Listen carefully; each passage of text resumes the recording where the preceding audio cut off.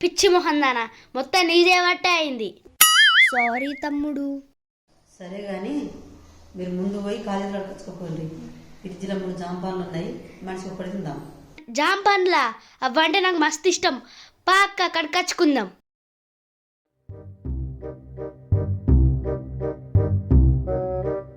అక్క నిన్ను మా అమ్మ రమ్మంటుంది. ఎందుకు? ఏమో నాకు తెలియదు, మా అమ్మ రమ్మన్నది, నిన్ను పిలిచిన. సరే నాని, నేను మళ్ళత్తా, నువ్వైతే ఒకటే జాంపండు తిను. నిన్ను ఇడిచిపెట్టి నేను తింటానా అక్క? నేనంటే నీకెంత ప్రేమరా.